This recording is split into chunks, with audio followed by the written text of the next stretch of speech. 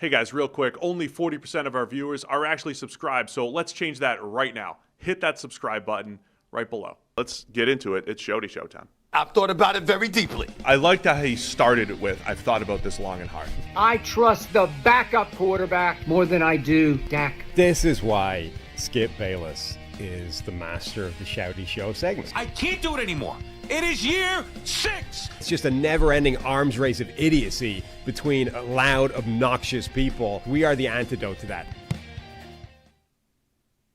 All right, we got some good ones here today. I can feel it. All I have is the notes, but I can feel they're going to be good. The first one is about Micah Parsons. I don't know if you noticed this last night with Micah Parsons. He didn't have a sack. He didn't have a quarterback hit. Let me check the stats. Oh, it's the second straight game. No sacks, no quarterback hits. Remember when the Cowboys traded him? The reaction was completely over the top. You were only allowed one opinion. Oh, this is a heist for the backers. Oh, they stole him from Jerry and the Cowboys. But there was this one singular voice in the American sports landscape. Just a tiny, humble voice from a tiny, humble man, me, who said, I get it. I get it. I've seen Micah get engulfed by good left tackles. What are his playoff numbers? There's a way to go at Micah. Yeah, remember that? I was the one guy that raised his hand and said, I got a couple first-round picks and Kenny Clark. All right. Colin Cowherd on Micah Parsons. I was the one that saw it. I'll tell you what was most impressive about this is that Colin on his for his Monday show got into the All-22, got into the coach's film. So this was yesterday's show, obviously, because this happened on Monday night. So, Tuesday morning, he's out there grinding film early, watching Micah and his run-stopping ability from that game. You think? Oh, yeah. I mean, it sounded a lot like he was just looking at the stats.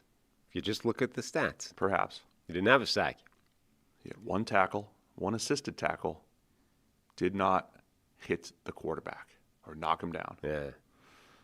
Your thoughts, Colin Cowherd, on Micah Parsons? Micah Parsons is still a really good player even when he's not getting a sack or a hit, Like he hasn't – there haven't been games, I think, where he's been completely like, oh, look, Micah Parsons did absolutely nothing in this game, was not a factor. He's been a factor in all those games. As for Colin being the one guy who saw through everything and the narrative and the one opinion that you're allowed to have the truth at the time when they traded him away, I mean, that puts you on the same side as Jerry Jones, which I'm not sure is where you really want to be residing most of the time. One humble man. One humble man saw to the truth. Yeah. I mean, the interesting dynamic here is it was a game in which the Packers gave up 10 points. 70, and they only really scored a touchdown because of two plays back-to-back, right? The swing pass and the bomb to Devontae Smith. Right. So the defense as a whole certainly did their job. It's also, by the way, there's this weird opinion that, like, if you're an elite defensive player, that there's no game where you can't be absolutely dominant and be the thing, right? Like, every single defensive player in the NFL has a game where they're anonymous. I mean, yes. Myles Garrett is by far the best defensive player in the NFL at this point, has games where he's anonymous. TJ Watt, went through this run of like, oh, look at the numbers he's putting up. This is all-time great. He's had stretches where he's been anonymous. Every single player has a game where they don't show up, at least statistically or impact-wise, no matter how good they are. So, if all you're looking for is one of those games to be like, see, I mean, he didn't show up this game. There's plenty of those. Yeah. Literally every player. Like, you can never be wrong because you just got to wait for your opportunity. Reggie White had games where he did not make an impact. Right. I imagine. Bruce Smith. Lawrence Taylor had games. Right. Where they did not make an impact. It's a societal base rate problem, Sam. Nobody knows the base rate. Nobody knows the expectation. Yes. Nobody knows the baseline expectations for a player. Dude, remember, so that when they see something, they don't know what to compare it against. Remember, there was a stretch of time where people tried to talk themselves into Aaron Donald being bad against the run. ESPN pulled out some statistic that showed that he, gave up a greater than average gap in a in depth or something in the run. They're like, maybe Aaron Donald's actually ass against the run. Have you ever thought about that? You're like, well, no, because it's patently ridiculous, actually. But that was a thing for like a year. People were trying to talk themselves into Aaron Donald's actually just a one-trick pony whose one trick has kind of dried up because he's been triple-teamed every play. So what is he really bringing to the table? What is he really? Right? And this is the greatest defensive player of like the last 25 years, maybe the greatest of all time. And people spent a serious chunk of time trying to talk themselves into the fact that he was actually just an average one-trick pony who couldn't defend the run. This happens to every defensive player. So the kernel of truth in there before Colin ran with it and called, established victory here a little over halfway through the season. He called it. He nailed it. The little bit of a kernel of truth is I would say Micah Parsons has not been as individually disruptive from a stat sheet, eye test. Like, he had 3 or 4 sacks just a couple weeks ago against the Cardinals. Those are easier games to see the impact. But so maybe he hasn't been as impactful in the last few weeks. However, you got all these stats going around now. The Packers have 3 losses. They're setting records for having 3 losses with, only 30 points given up given up under 300 yards, whatever they are. There's all these stats out there about how good the Packers defense has been in losses. Lost to the Browns early in the season, offense did nothing. Lost to the Panthers, offense did nothing. Lost to the Eagles, just scored 7 points, right? So I don't think he would be the guy to attack Micah Parsons. Right. This whole defense is much better than it was last year, outside of one Cowboys game, I would say. Much better than it was last year. And I think you could easily look at Parsons as the force multiplier that has made that defense better. Yeah, I think he's legitimately been game-changing for them. That doesn't mean everything is fixed, but yes, I think Micah Parsons has been a resounding success for the Green Bay Packers, as he was for the Dallas Cowboys for the entirety of his time there. Yes. So the larger point, though, that we talked about is this happened with Chris Jones when he was coming out of the draft. And people would say, oh, he takes too many plays off at Mississippi State. And that's where I appreciated, we were with PFF at the time. I appreciated the PFF grading and having what we had and what we were quantifying at that time, because all the numbers said, well, he's creating pressure, havoc, run game, pass game at an extremely high rate. If you're watching the game and you don't understand how often a defensive tackle should really make an impact in the game, you might say, well, he disappeared for 10 plays. Where is he? It's like, yeah, most defensive tackles don't make an impact they make an impact on, say, a quarter of the plays. And if you're expecting 50%, you're going to be disappointed, not just by Chris Jones in college, but by everybody. So you create these narratives, oh, he takes plays off. And you can do the same thing with Parsons. If you expect the best pass rushers to have 3 sacks per game, or even 3 QB hits per game, you're going to be disappointed. So it's about expectations, right? We don't do this. I guess we do that. Do we do this with quarterbacks? Quarterback misses a throw. He's like, see, I told you he's inaccurate. We do actually do that. Anthony Richardson throws a dime. See, I told you he's accurate. We do this in the media. But you just don't understand what the proper expectations are, I don't think, for defensive players sometimes. Disappears is a thing you hear all the time. I hate that. Players. Like, everybody disappears. Like, it's part of the game. Like, you're not, I mean, as you said, the difference in pass rush, let's use pass rush win rate as a stat. Like, the best players in the NFL are between 20 and 25%. An average to nothing player is, 10 to 15%. So you're going from 10 percentage points is the difference between rank average, not even making a huge impact, and the best player in the NFL in that stretch. And none of them are above, like a quarter of their pass rushes that they actually get a win on. So that's the line that you're moving between elite and not very good at all. So by definition, every single player disappears for a stretch. All right, that's enough of that. We got one more. Next one. Not one more. We have 3 more. Next one's Pats versus the Bills. I don't love being rivals with Buffalo because they're hardy people. You said it's snowing there. They're probably under 7 feet of snow already. It's not even Thanksgiving. I'm out here. It's 80. I see palm trees and parrotfish diving through the air. We are going to get our 7th Super Bowl before they get 1. In no universe is that fair. And they are real blue-collar, hardcore fans. I'm going to have 7 rings before they have 1. How is that fair? It's Dave Portnoy making his Shouty Show debut. Yeah. Got to be careful now. We're in the internet age. Colin Cowherd's not going to call us out for calling him out. Right. Portnoy's liable to do like an emergency press conference. You definitely don't want to get on the wrong side of Portnoy and his army. Now look, Swamps gets owned. Dave Portnoy. He went to high school with Todd McShay. I don't. Now I do. There you go. Yeah. Went to my high school baseball coach's baseball camp. He was a North Reading baseball camper, Dave Portnoy. Yeah. Turned whatever he is. Yeah. Multi-millionaire Yes. over at Barstool. Well, several times over. He's interesting because he's just still a pure fan. I am going to have 7 rings. Oh, he's got 7 rings. Now, normally I might say, you're just a fan, but he was in the owner's box with Bob Kraft this weekend. He's a fan with access. He might have 6, replica rings thrown his way. He might have his. He's the Mike Lombardi ring. He's claiming rings the same way Mike Lombardi claims rings. Let's be serious here. He's claiming rings at the same. He could write a book. Yeah. He should write a Football Genius book. Right. Cool. And Lombardi's only taken 3. Portnoy's got 6. 7 on the way. 7 on the way. 7 on the way. Portnoy should write a Football Genius book like Mike Lombardi did. I forget what they call those rings. Just the fake ones that you get made up for anybody. Yeah. Maybe Portnoy's got more than Lombardi. If he does, he should really make a bigger thing of that. I have a Super Bowl twice the number of rings this guy has. Yeah, he should. He should write the follow-up. Where's my GM offer? The Real Football Genius. Yes. The Real Football Genius by Dave Portnoy. 6 rings. Yeah. I don't even really know the point he's making here. But no, he's just being a Pats fan, saying Buffalo's cold and snowy. The Patriots are on their way back up, right? 8 wins over the last 2 seasons. They're already 8-2 this year. So Pats fans, they're back from the dead. Get the Undertaker meme. Undertaker sitting up in the casket. Right. Patriots fans are back. They're feeling the swag and everything, and Portnoy's running with it. Yeah. He feels like someone that should have a lot of shouty takes. Like, he feels like he should be in this genre quite a lot, but I don't know that he actually is. I'll tell you what.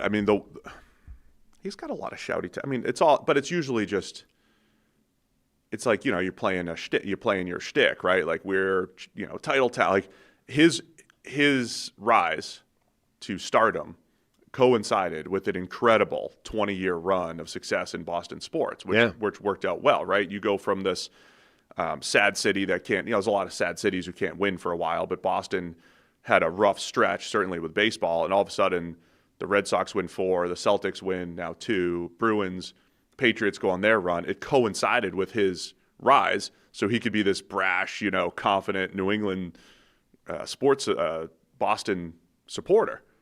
And it worked out well. But those are his shouty takes are those. Yeah. The worst take he ever had while Portnoy's making his debut on the show. When he did his little pizza test. And he went to Santapio's in East Boston. Yeah. And he gave Santapio's like a C or a high 7, whatever it was, it was bad. Okay. And Lefty came out, Lefty's over there on the grill. Lefty came out and almost smacked him. Lefty was pissed. Yeah. And he, when Portnoy goes in and trashes Santapio's, the best pizza in the world, I don't think he knows what he's doing. So I think I throw out all of his pizza takes after he trashed Santapio's. Well, he's got a very specific style of pizza that he likes. So it's strange because it's not like I'm judging the quality of the pizza. It's like I'm judging how close to a New Haven pizza that I like it is. Yeah. It's like that. Okay. Because we went to New Haven and we went to a couple of those places, the famous ones. And it was good, but Laura hates that type of pizza. So she's like, I hate this. So it's like, You don't like Chicago? Oh, that's not pizza for a start. Like, deep dish is not pizza. It's something else, and it's awful, but it's not pizza. But that's like, it would be like judging every, Chicago-style pizza as how close to a New Haven style is this. Well, not very, so I'm going to give it a 1. Like, well, it's not supposed to be. Yeah, throw out his pizza takes if you want. Take him if you want, but he trashed my favorite place. Don't appreciate that. Don't appreciate it. Welcome, though, Portnoy, to the show. All right, let's go. We got a Browns Shouty Show take. Ooh. No rant. I got nothing for you. You're 2-7. You stink. Get them all out. Everybody. Andrew Berry, goodbye. I want everybody gone. And if you don't do it, I'm gonna make it my business to make your life miserable. If you don't have the guts to blow this horrific thing up, Jimmy Haslam, shame on you. Shame on you. It's time. No one's going to blame you, bud. Promise. No one. You're not going to lose anything. You're not going to – Andrew's not going to just suddenly start making great deals and picking good players for another team. Don't worry about it. Get a football guy in here with a little analytics background and get an ass-kicking coach and let's go. Tony Rizzo wants everybody gone. Yeah. Cleveland. I mean, you could argue they already have all of those things. It's just that they kept screwing up quarterback because they made the worst personnel move in NFL history. But, like, the problem with that suggestion is that you've just identified, you've described Andrew Berry and Kevin Stefanski. And actually, you know, if you look at his draft class this year, they all look good other than the quarterbacks yet, right? And we don't know about Shedeur because he hasn't seen the field yet. But, like, Schlesinger looks fantastic. Both rookie running backs look pretty good. Judkins looks like a bell cow. Dylan Sampson looks good every time he touches the ball. Harold Fannin has been a really important part of the offense. Like, all that class looks really good. So he is making solid picks in large part. It's just that none of it matters if you don't have a quarterback. And, you know, that was going to take some time because the last, we got to go get a quarterback move put such a giant millstone around your neck that it's going to take some time to get away from the Deshaun Watson thing. Yeah, so the problem with this is if you're Tony Rizzo, you're covering the Browns every single week and you're on radio, is you need to have some kind of opinion on what you just saw on Sunday. And the reason why you and I are, you know, stuck here on our show, not doing daily radio, is we probably couldn't muster up the energy to every Monday, Tuesday come in and be like, hey, I know we said it's a rebuild, but now I'm out. I just can't watch the rebuild. Like, you know, coming into the season, that they're rebuilding and they're going to be bad. Do you think that what are the expectations? We might get to this later, but this is an interesting thing where, you know, you can go into seasons knowing that the season will be bad, and then when it's bad, you're like, well, somebody's got to swing for this, right? We got to have consequences. I mean, you can't. This is unacceptable. It's like we all knew this was what was going to happen coming into the year. Like, this was part of the plan, was for this to be bad this year. And now you're saying, oh, it was so bad that we've got to get rid of everybody. Yeah. Like, I was talking to an NFL executive this offseason who may have been in that type of situation. Where it's like, we're not going to be great this year. And then everyone buys in. It's like, okay, cool. That's the plan. But then week 7 hits and week 10 hits, and you got to deal with the owner every single day. Every single week, and explain. Now, the argument against a Stefanski and the Browns, you lose to the Jets, right? So for all we're rebuilding, we're this, we're that, you lose to the Jets, and the way you lose to the Jets with giving up 2 special teams touchdowns, giving up 1 big pass play and nothing else, and then 2 bad penalties in crunch time. Not that it would have saved the game for you, but it was like the procedural stuff. Those would be the arguments against Stefanski and the Browns. It's like, all right, hey, you might not have the talent. We're in transition with the quarterback and everything, but man, you just lost to a Jets team that just sent 2 of their best players out, and you lost in really bad fashion the way it went down. So from that standpoint, I kind of get it doesn't look great. But from a big, I would just roll in every week, and from a big picture standpoint, be like, yeah, we know that they're a 3-win team. We know that that's what they are. That's the thing. It's like, sure, that was a bad loss and a fairly inexcusable loss in general terms. But it's like, once you've made the decision that we are going to suck this year, does it really matter if the variance shows up the worst part of the variance shows up against the Jets in this? Like, they also upset Green Bay in a game that wasn't, like, you know what I mean? It evens out. Like, you're supposed to be bad. You are bad. And, you'll have a letdown game against a team like the Jets where you're supposed to be competitive and maybe get a win. But you'll also have the other end of the variance show up randomly throughout the season as well. You shouldn't, like, it just doesn't make any sense to be like, well, this game was unacceptable. It's like, yeah, but the season as a whole has gone exactly the way it was supposed to go, effectively. And so stick with it and don't make ridiculous knee-jerk decisions. Do you think that there's any significance to escalating this by saying, if he doesn't do this, I will make it my personal life mission to make Andrew Berry's life miserable? You don't tend to hear that from even the shoutiest. You said that in the rant? Yeah. Oh, I missed. You don't tend to hear that from even the shoutiest of people. Oh, yeah. I will personally dedicate myself to making your life miserable. This is why we're a good team. I try to criticize the content and the validity of it, and you get into the art of the take, right? You get into the take part of it. And so now he wants to make Andrew Berry's life miserable. Well, if he still that's has like a personal, level. You see, it's weird. This relationship between teams and the media, you from the outside assume that it's all adversarial and they must hate each other and blah, blah. And yet they all talk to each other on first name basis. And, when something tragic happens to a reporter, there's like a nice little flowers left in a seat in the booth and that kind of thing, right? Like there's a weird sort of camaraderie there. Do you think that gets violated when one of them is saying, I will personally make it my life's mission to ruin your life if you don't fire somebody? Yes. Like Andrew Berry's not going, hey, giving Tom a nod and a wink the next time he sees him. It's like, son of a bitch. It's such a fascinating. Do you remember the old commercials where it'd be like Peyton Manning at a grocery store and the fans would be like cheering? It was like him working at a grocery store. No, he was cheering for the people, like slicing deli meat or whatever. Right. Switching things up. Yeah. Saying, hey, if you could scream at me, why can't I scream at you at your job? Like there is that dynamic. And look, radio hosts, they get people screaming at them too. That's like what they foster that relationship. Well, if we could get Brandon Bean on the show, we'll get some pushback. But we need some Andrew Berry, apologist to be like, I'm going to make Tony Rizzo's life miserable on your show. I'm just going to, call and hang up nonstop on your show. Make you miserable now. Andrew Berry stands fighting back. Right? Yeah. We'll get some nerds fighting for the analytics folks over at the Browns. All right, had enough of that. Let's go Caleb Williams' take here. I never abandoned Caleb. What did he prove? Is that the question? Yeah. That he is the one. He is the one. He is the answer to all I've wanted my entire life as a Bears fan. Yeah, what do you mean? This is a huge change from 72 hours ago. No, it isn't. As Nick said, logically, this is entirely consistent. The Bears, plenty of reason to doubt them. Caleb Williams, no. You needed to watch that game to fully understand that he was the best player on the team and the best player on the field. He was excellent yesterday.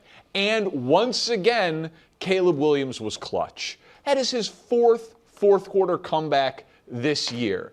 And so there is something to a belief that your quarterback is going to actually come through when it matters most that I have literally never experienced, and all of Chicago hasn't experienced. So, Danny Parkins. Yeah. On Caleb Williams. We're working on getting him on the show at some point. He's replied to me. It's a little bit tricky because evidently he's part of the Shouty Show world. At the very minimum, the Shouty Show adjacent. And he's one of these. He's on a big enough entity where they have to get all their appearances cleared by corporate. And he's like, I don't know if corporate's going to love me going on a show, essentially mocking the Shouty shows that I'm on. I'm like, yeah, I get that. Danny knows what we do. He knows our work. Well, he knows it because I was like, hey, do you want to rock up on the show and do Shouty shows? Or Nick whatever? Wright had no problem. I think so. I think there's certain people that are, once they get to a level, they don't have to clear it. I don't know where that level is. I don't know how you get there. But evidently, Danny is not at that level, and Nick is. I want only people that can clear it themselves. Yeah. No, I'm just kidding. Well, that makes it no easier. Anyway, we're working No on offense it. to Danny. We might get... So Caleb Williams, I think he does these hardcore well, he's a Bears defenses fan. of Justin Herbert, too. That's part of the shtick. But he's from, he came, his Bears guy, yeah. previous gig was in Chicago. I don't want to name the station in case I get the wrong one, but he was on a Chicago radio station for years. So, that's instructive or informative. He was on 670 The Score. Good, there you go. Per our Bears insiders. Yeah, I thought that, but I didn't want to say the wrong one. Understood. Drop it. Understood. Yeah, if you're a Bears fan, you literally have not really had a good quarterback in the modern era. It's not, you can't say they've never had one because you go back far enough, you get one. But you have to go back so far that the one that you had, his statistics don't register as impressive anymore. So you can basically just say they've never had a good quarterback. And that means that the second you get the glimmer of life from any quarterback, you're going to be like, he's the guy. right? We went through it with Trubisky. Trubisky was playing like crap, and Bears fans saw a couple of glimmers of hope, and they're like, no, he's the guy, right? They were giving the same stuff that Bills fans were giving for Josh Allen, only their guy didn't work out ever. Right. That's the problem with this. And as Nick said, like, this is a pretty different opinion than you had 72 hours ago, right? Because you won a good game. You're like, that's it. That's all I need to see. He's my guy. I will say the part of the actual opinion that I agree with, I see Caleb Williams trending in the right direction. I think the game on Sunday, I don't think he got sacked, or he got sacked only once. And I posted the clip or retweeted the clip of Darnell Wright getting whooped and Caleb Williams getting out of that and turning it into a completion. Like, there are some parts of his game, I think, that are really coming along. And then those 2 long runs, the last one being the game winner, unbelievable speed to the edge. Like, Caleb Williams is one of the fastest quarterbacks in the league. And that's not the only thing that you care about, but his ability to use his legs the way he has and some of the throws that he's making, like, it's starting to come together. Yeah. Reasons for optimism. But we had reasons for optimisms for Caleb, every 4 weeks last year. So, I mean, that was an impressive game. It was one game, and it was against the Giants, who have collapsed multiple times already this season. So it's like, yeah, I'm definitely interested. My interest is piqued, but let's wait a little while before we say he is the one, right? He's not Anakin Skywalker. Like, we've anointed him as the guy. He's going to bring balance to the Force. We have. We all have. I mean, you have your Bears fan, but I think the rest of us might wait. Over a decade doing this, all of our analysis is just being like slow to have it. Yeah. Let's just wait. I was thinking about it the other day. I've been too slow in many ways, because now people are like, I mean, I'm fast. Like, I burnt you for a deep ball that one time. That wasn't I've speed, got speed. but sure. I'm slow to adjust. Mac Jones has had a few strung together some good games with Kyle Shanahan. Everybody's like, flip him for a 2. Mac Jones got a job in the league next year. And I'm just like, after 6 games with Kyle Shanahan, yeah, you're just like, no, flip him for a 2. Somebody's going to be knocking at the door with a 2 from Mac Jones. No questions asked. I think this is a hard thing because, we all know, like, the best thing you can do is tap the brakes and wait a while and see how it plays out. But you can't do that in the NFL because you only have, 17 games in a season. You only have a very short period of time to show anything before people start pushing you to do other things. So, we had this conversation with the go for 2 thing. Like, when do you have enough math to change your opinion, right? Yeah. And they're like, well, by the time you even work that out, if you waited, it's too late to gain any advantage for it because everyone's moved now. So you almost have to jump before you have an appropriate amount of information to get any benefit from it in the first place. And the same thing I think is true with player evaluation. Like, there are guys that come along who look absolutely amazing, and you can tell from like day one that they're a star, right? But how do you differentiate those guys from the guys who just have a good run? I don't know that there's any way. Like, J.J. Watt, right? It was very clear very early that J.J. Watt was going to be a completely insane, difference-making player, like a Hall of Famer and one of the greatest players to ever live. But how early into his career could you have, like, confidently declared that and really been, like, very confident that it's not going to reverse and he'll just go back? It was just a good run. Or even bring up the name Reggie White. Like, this reminds me of Reggie White. This reminds me of Bruce Smith, right? Keep naming those names. This reminds me of insert great player but here. Like, you could have declared that Sam Darnold was current version Sam Darnold 4 times already in his career, right? Based off 3 or 4 game sample sizes, and then every single time it reverted. So, like, like last year, how far into last year did you have to go before you're like, he's different. He's not going to. And then the final 2 games, he crapped himself. It's like there's no point in which you can declaratively go, I know that this is what he is now. Yeah, that's where I'm slow to adjust. And maybe I'm wrong. Like, I did the same thing with Ryan Tannehill. Remember when he went on that multiple-year run with Tennessee? Yeah. Played great football that was way more efficient, way better than what he did with the Dolphins. And I was slow to be like, wait and see on Tannehill, wait and see on Tannehill. I'm wait and see on Darnold, wait and see on Geno Smith and Baker Mayfield with the Bucs run. And then you get to this point where it's like, if someone asked you Sam Darnold versus C.J. Stroud, for instance, like, who's a better quarterback? There's a big part of me that's like, well, Stroud did it in year 1 as a rookie at an extremely high level. Hasn't really reached that yet, but he did it so early, whereas Darnold took forever. But, man, Darnold's peak has been outstanding, like a big chunk of his Minnesota time and now what he's done in Seattle. So if you're saying who's better in a theoretical sense, not who's playing better right now, I don't know what the best answer is. Yeah. Like, who would you rather have for the next 5 years, Sam Darnold or C.J. Stroud? My initial instinct is to say Stroud because he's younger and did it earlier, but Darnold might just be what he is at this point, which is really good, and he's playing like a top 3 quarterback in the NFL right now. And maybe that's what he is. He's a top 8 guy going forward. And, we have to completely forget everything that happened early in his career. I mean, there's like 2 different elements to it. There's number one, even being able to identify what a guy is at all, right? Because there's so many confounding variables all the time, the supporting cast, everything. So having any idea what a guy is at any point in their career is difficult, I think, and people just assume it isn't. We know what this guy is one way or the other. And yeah, if you've changed 2 or 3 things, he's a completely different player. So there's that part of it. And then there's okay, let's assume for a minute everybody is just a static baseline of this. Being able to differentiate between when this guy is a really good or really bad in either direction and when this is just variance in football. And I don't know how early you can do that and have any degree of confidence in being right. But what I do know is that when you can do that is almost certainly longer than when the shouty show people who think you can do that, i.e. one game. We're going to be talking we'll be talking Brock Purdy a little bit later. Maybe touch on the Mac Jones discussion at that time as well. Because, he's playing well. Might have a QB controversy for the 49ers there. All right, we got one more shouty show, which will bring us into our next segment in a minute here. Let's go with a Giants take here. Does anybody in that building have a clue?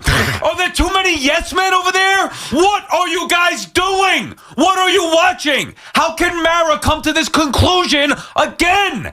Based on what? Joe Shane shouldn't have that much power, BT, to do what to do what you're saying that he did. Yep. As far as kicking Dable out the door, I'm not sure whether he did or didn't. It shouldn't come down to that. How could everybody in that building come to the agreement that Joe Shane is the guy that they're going to attach their wagon to? How? There's no way. You want to say that it's split?